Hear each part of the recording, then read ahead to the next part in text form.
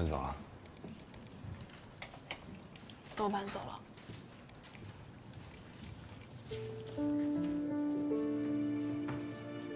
东子呢？东子哥去帮淼哥搬东西。你们忙吧。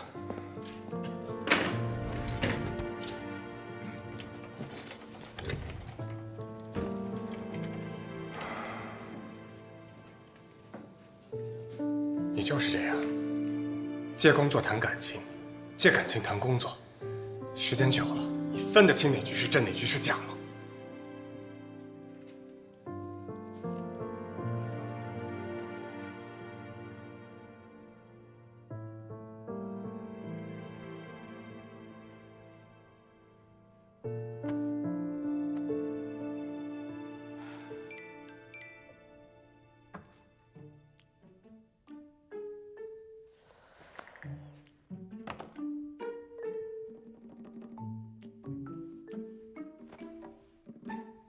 何端，咱们上一期的 Say No 啊，收听率第1，而且全台跟同一时间段都是第1。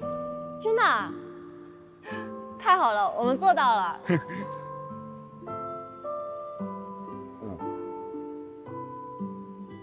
何端，谢谢。谢我干什么呀？新飞夜话有你在，我特别开心。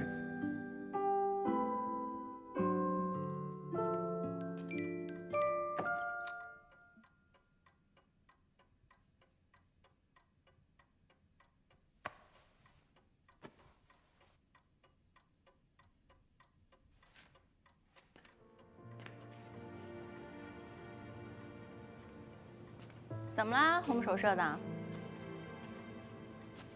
刚才来了个微信，我以为谁找我，一看是个广告。在等某人电话吧？我才没有，好吧？骗谁呢？别人不了解我还不了解啊？说吧，趁我不忙，什么情况？也不是不可以跟你说，你正好过来帮我分析一下，请说。你说这个钱开义哈，他一天没联系我了，他以前从来没有过这样的情况，什么意思啊？哦，我的天哪，亲爱的，你已经患得患失了，你知道吗？这钱开义可以啊，都学会欲擒故纵了。怎么说？我给你分析一下啊。通常在这种情况，如果是我遇到一个人不回我的微信，那我会二话不说登门拜访，然后等他理我的呢，我才不理他。这就叫以牙还牙。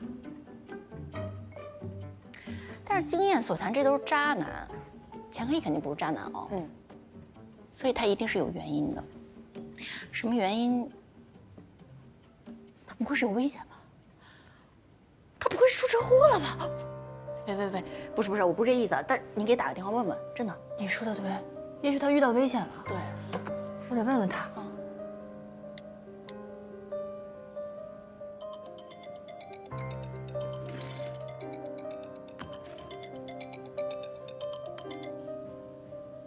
喂，钱开义。啊，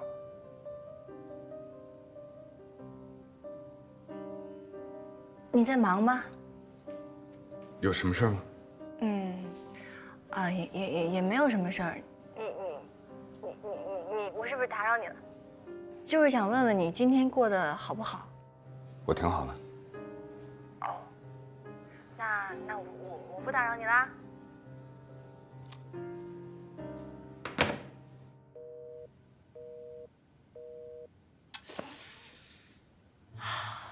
我什么意思啊？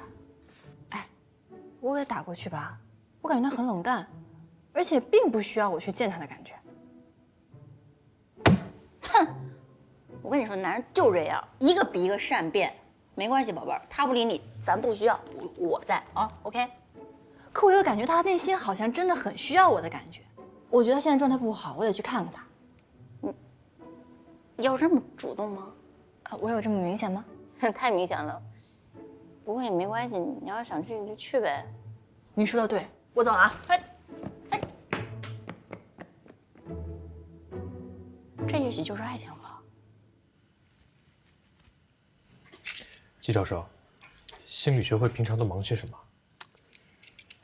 学会里派别分化严重，老一辈力不从心，年轻人野心勃勃。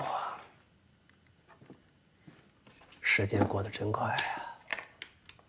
当初我是这么想的，想凭一己之力改变现状。想必季教授年轻的时候，一定也是大有作为吧？什么大有作为凡夫俗子罢了。这么些年，该有的问题都还在那儿，我能防微杜渐地做好自己的事情，已经很不错了。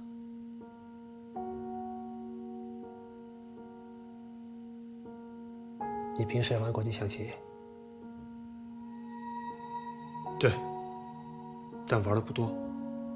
陪我玩一局。行，我们赌一局吧。赢的人可以向对方讨件东西。可以。哎，年轻人心下。让我。哎，季教授怎么也会喜欢下国际象棋啊？年纪大了，总得有个爱好，活跃活跃脑子吧。开始吧。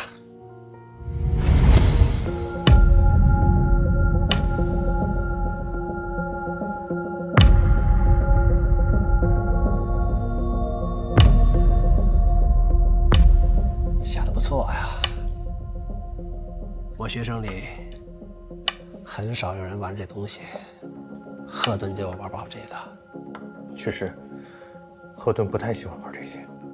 这么了解，你跟他沟通的怎么样啊？我跟他表白了，但是被拒绝了。你这么优秀，也不愁女孩子喜欢吧？王车一位，我晚一步。季教授呢？当年是怎么追到季夫人的？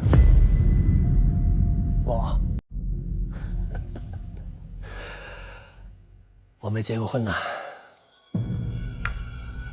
我上次在您家看到一个紫色的镯子，还以为是季夫人的呢。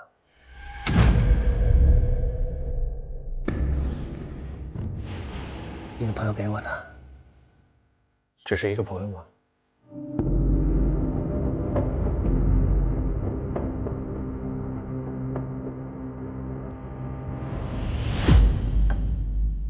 身后，这能讨点什么呀？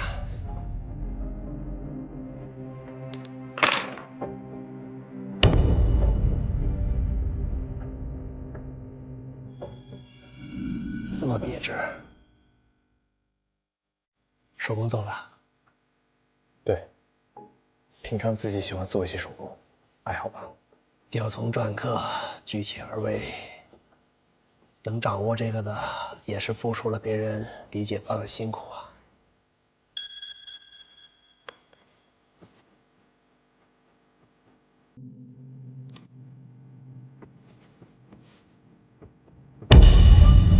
将军，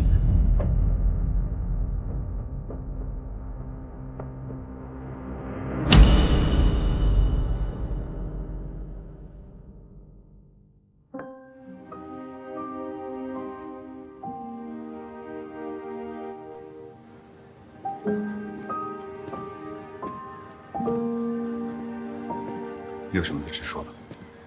你敢保证你没有半点私心吗？借工作谈感情，借感情谈工作，时间久了，你分得清哪句是真，哪句是假吗？那为什么放弃的不是星飞夜话呢？淼哥，只要咱们大家在一起，做什么节目不一样啊？是啊，淼哥。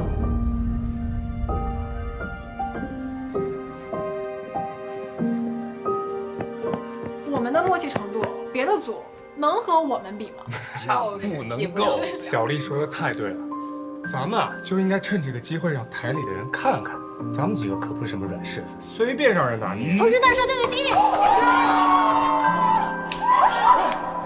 那台里，喂，谦哥。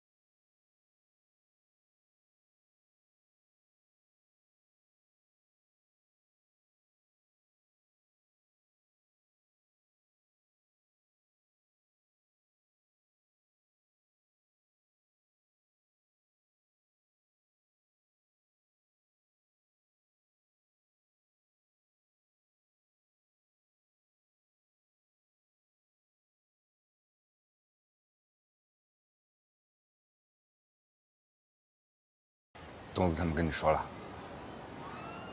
2杯扎啤，谢谢。你好，这是您的酒，谢谢。谢谢。不客气，请慢用。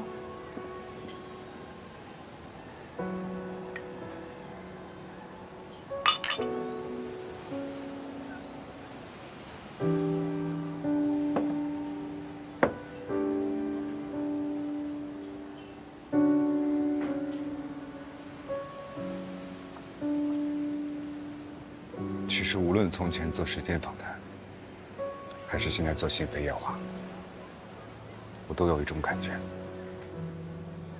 我应该好好把握住它，我也想好好把握住它。问你个问题，你是因为我才放弃时间访谈的吗？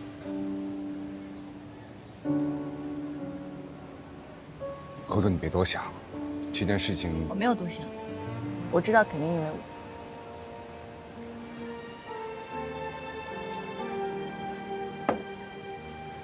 跟你说实话吧，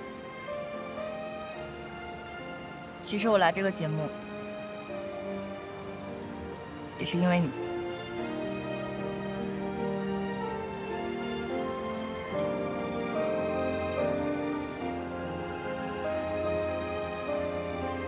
我觉得《心扉夜话》这个节目的价值跟意义早已远远超过我们两个在一起搭档的意义。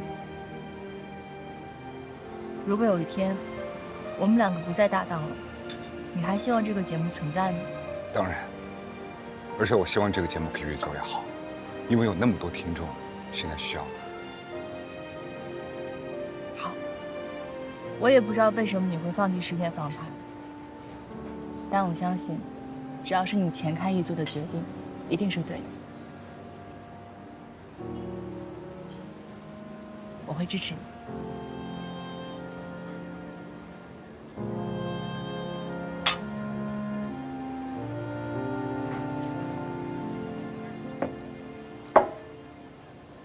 其实那个时候做时间访谈，每一期都有话题，也有热度，但这些话题都是围绕着一些高知名流。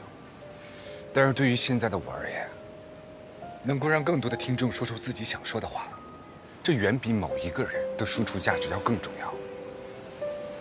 况且有那么多的听众，通过咱们的节目，变得更开心、更勇敢。 他们在生活当中遇到的那些苦闷，通过我们的节目得到了疏导，所以我不可能轻易放弃心扉夜话。这个选择早已不是我一个人的选择。我能看出来，张淼走了，你很难过，对吧？每个人都有自己的选择，天下没有不散的宴席。 人生很长，这一站还有很多人陪着你，包括我。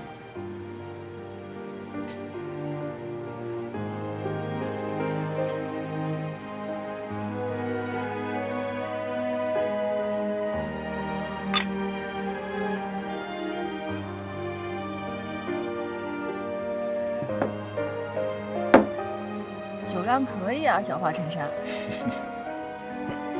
再来4死家！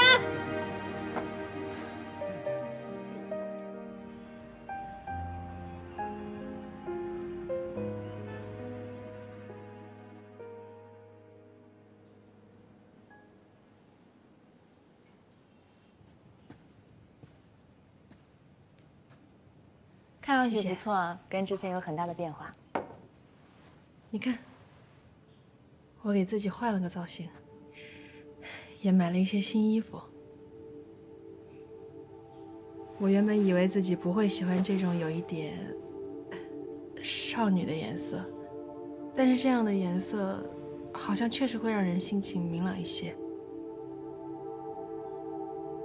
我也试着把注意力放到其他的事情上面。我觉得事情应该是在往好的方向发展吧，对吧？当然，我能看出来你比之前有精神多了，也有试着改变，这是一件好事。还有吗？还有什么其他的改变可以分享一下吗？那个男人他又来找我了，他把我拖到角落里，威胁我。即使我哭着谴责他对我做过的一切，他竟然说我们是两情相悦，他是经过我同意的，我们是互相喜欢的。但是你知道的，我没有。我知道，并不是这样的，你是被胁迫的。可是他就是把事情说的那么理直气壮，这让我觉得我彻底完了。你说，我都已经做了这么多改变了，可是为什么他还是不放过我呢？他为什么还是要这样对我？他为什么缠着我不放呢？李薇，你有试着把这些事情跟别人倾诉过吗？没有，你知道的，那会毁了我呀。而且就像那个男人说的，即使我说出去了，也没有人会相信吧？是有发生什么吗？才会让你有这么笃定的答案？因为我知道的，我不够他们的标准。标准？他们的标准是什么？还是你觉得什么样的人才能够达到他们的标准？你有没有见过这样一种女孩？她们从小到大就是乖乖女，在父母的安排下按部就班的升学。来来来，工作大家把手上的工作提一下，我来介绍一下，这位是新来的同事小小，以后你们要好好相处，继续加油。恋爱？怎么了？肚子难受了？贴这个，贴完了好一些。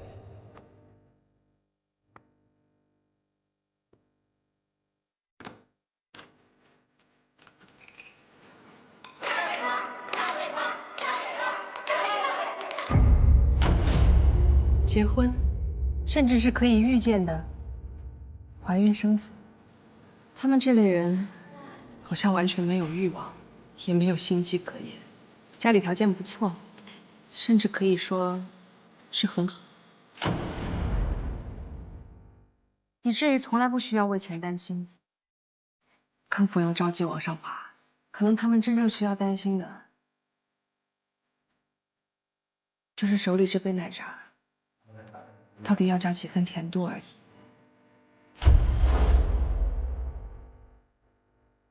他们总是很天真，就好像从小到大一次都没有遭到过社会的毒打。你说，一个女孩得有多幸运呢？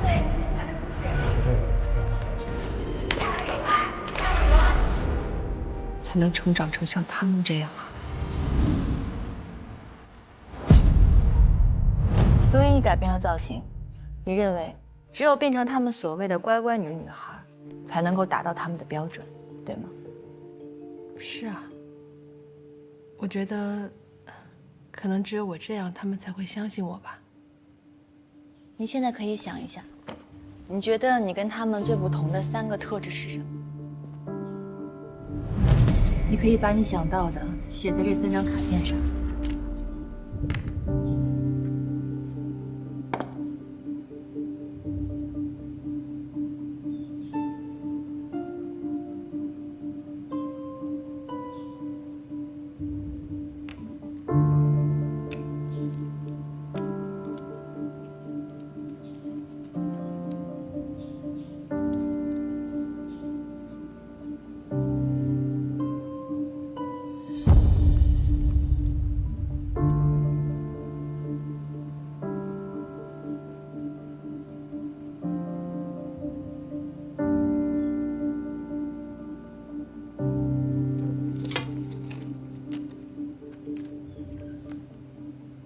这单大生意对于我们部门的绩效至关重要。2个月，我不管你们用什么样的办法，这单必须给我拿下。你们也知道，从上个月开始，部门主管的位置就一直空着，机会嘛，总是留给有准备的人的。总监，这个单子能不能交给我试试啊？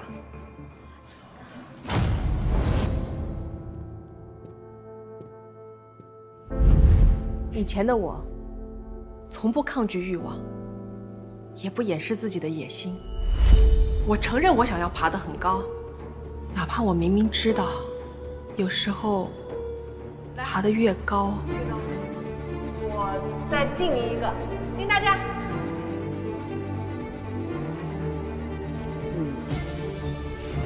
李薇，你是不是想说，爬得越高，就会摔得越狠？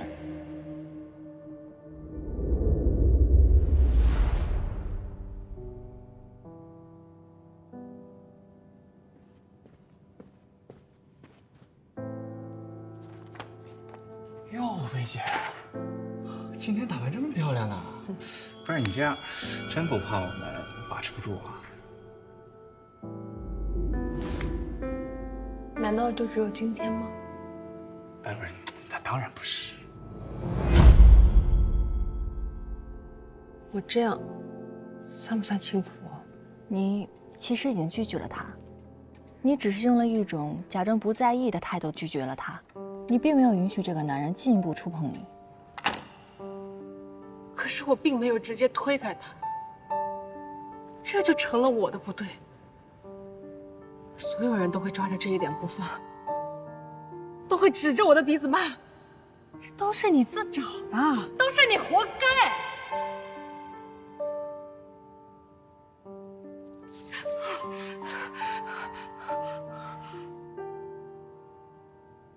老师，你说，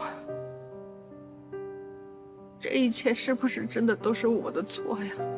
当然不是，错在那个施暴者，跟你没有任何的关系。也许吧，但有的人才不关心这些呢，他们只会说。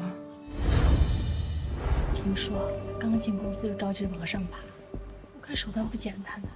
我听说他跟新来的客户还有桃色新闻呢。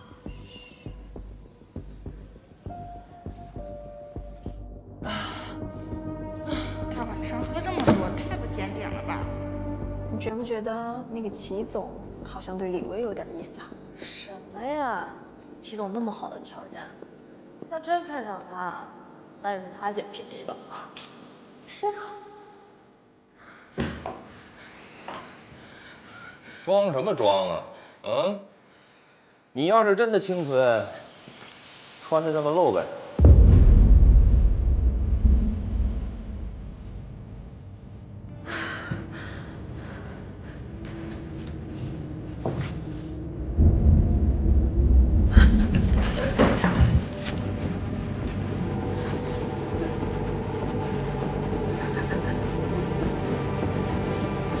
李薇，李薇，贺老师，你看，我还什么都没说呢，他们就给我安上了这么多罪名。因为我想往上爬，因为我没有把自己裹得严严实实，因为我不是他们说的那种好女孩，所以，其实不管我说不说出真相，结果都是一样的。这一切都是我自找的。好，那我们现在假设一下，如果事情发生的那一天，你穿的没有那么的暴露，你变成了他们所谓的那种乖乖女孩，你认为会发生什么？美女，举杯吧。啊，对不起啊，齐总，我真的不太会喝酒。不能喝呀。哟，这不能喝怎么谈事儿啊？齐总，您别生气。什么情况啊？嗯，我跟你说，这酒你要是不喝的话，可就是不给我面子了。嗯？啊，没有，齐总。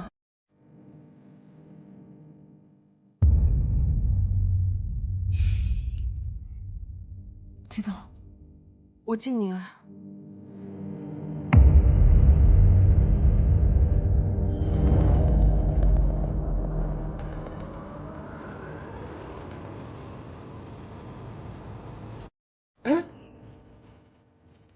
再喝点。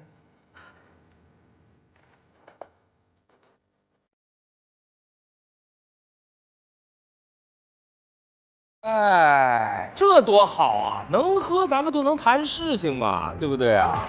不错啊，叫李薇是吧？来，我再敬你一杯。所以，无论你多想往上爬，无论你把你自己包裹得有多严实，无论你把自己变得有多完美，可你依旧是你，你依旧无法改变那个施暴者的想法。你可以认为你不完美，但你不能因此觉得是自己的问题，你知道吗？强奸案的发生有且只有一个原因，那就是强奸犯。现在我们再看看这3张卡片：欲望、轻浮、我不完美，这是你写的。我想现在你可以把它们全都撕毁了。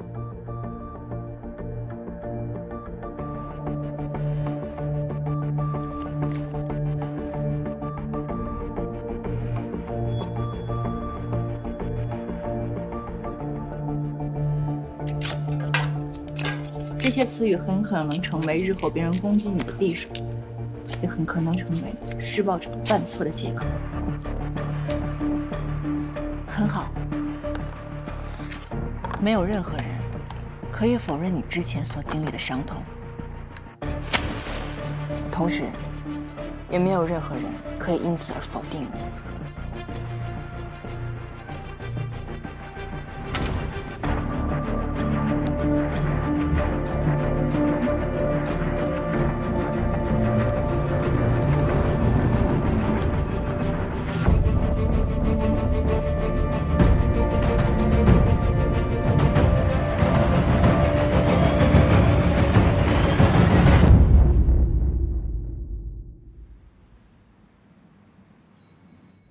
你们这做的怎么样啊？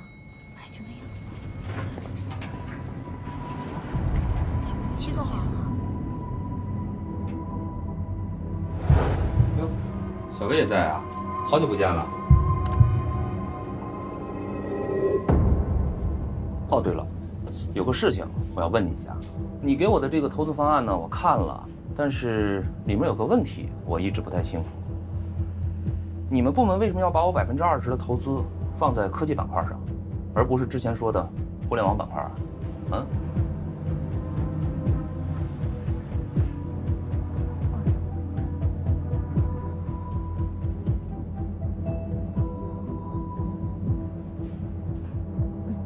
齐总，这个问题1句2句解释不清楚，我回头让总监给您答复。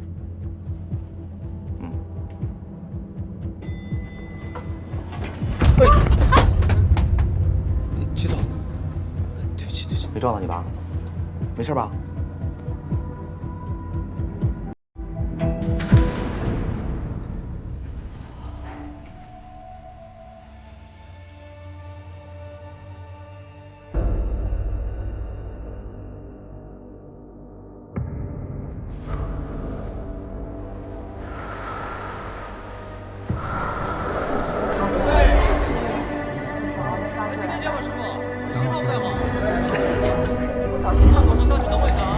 装的清纯，穿的这么露呗。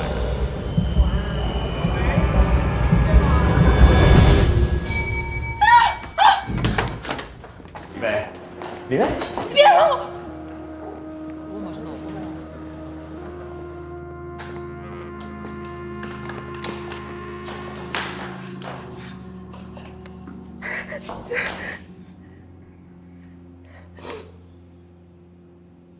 怎么了？装什么呢？那天你不是挺享受的吗？你让我觉得恶心。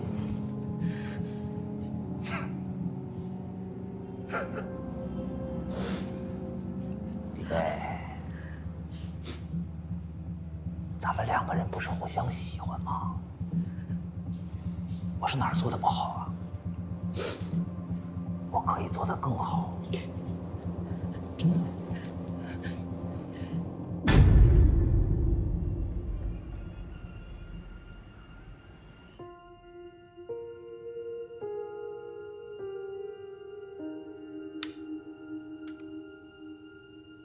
在打出第1个字之前，我有过无数个夜晚的挣扎。我也曾想过，让曾经的伤痛随着时间烂在心里，但那些伤疤总是提醒着我，妥协是对自己最大的伤害。也许我的经历被说出来之后，不会得到大家的理解，但我还是想让更多人知道。一个恶魔的罪行，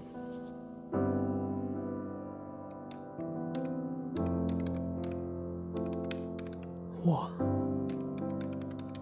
被人侵犯，他趁我醉酒的时候侵犯了我，感到害怕，我动弹不了，根本无法反抗。我不知道为什么，但我很清楚。我是不自愿的。也许当我说出事情的真相的时候，没有人会相信我，但我想我必须说出来。为什么施暴者还可以高高在上，装作无事发生？为什么受害者却小心翼翼，甚至自我谴责？今天我写下这一切，不是为获取什么同情、什么关注、什么认可，只是因为我知道，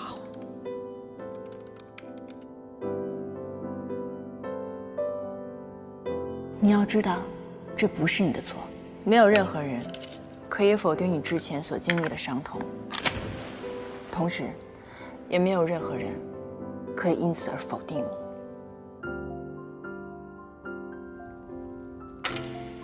我会支持你。这不是我的错，也为了让更多和我同样经历的姐妹知道，这不是我们的错。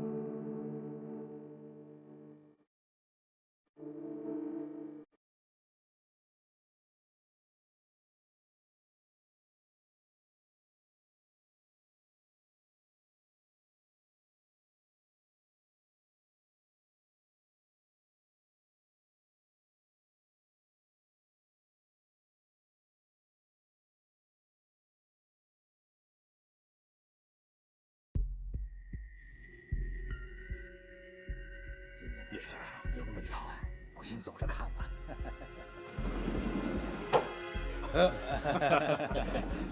都到齐了。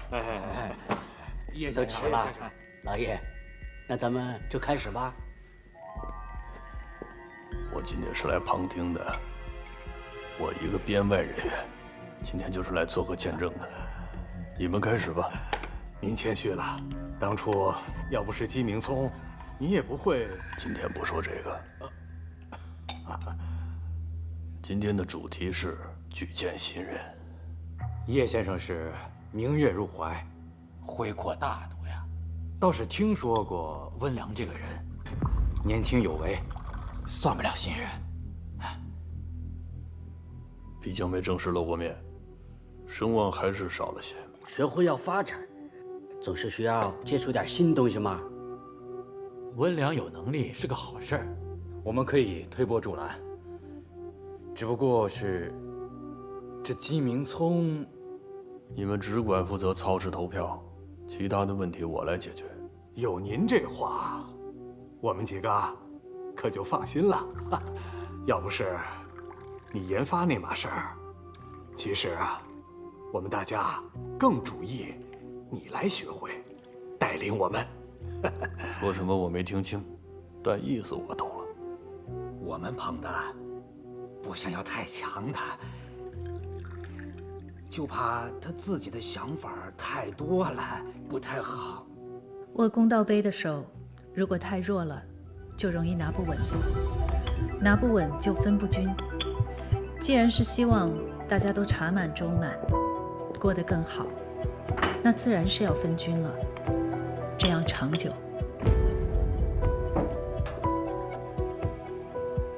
初次见面，这杯茶敬大家。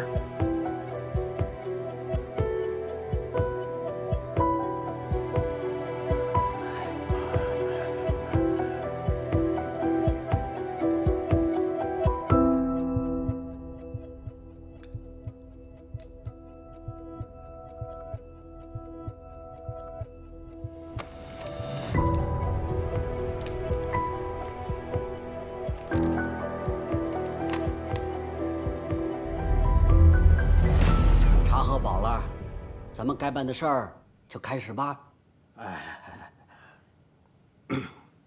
老爷，其实咱们内部都没意见，只要是您老朋友那头没问题就行。是。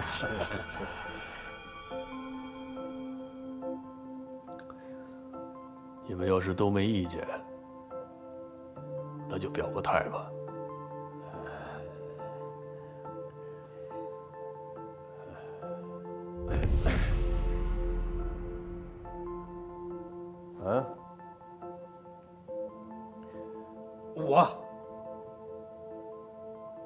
我算是我。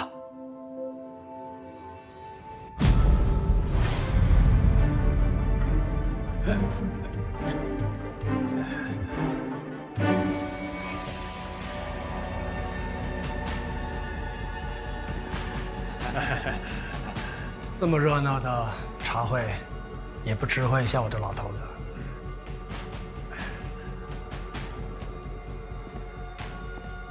怕不是嫌我年纪大，跟不上你们的步伐吧？真没想到，在这里还遇到一位老熟人。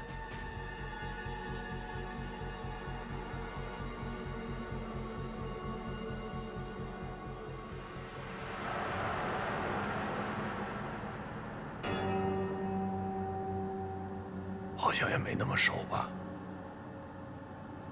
不过是年少无知的时候，有过一些交集罢了。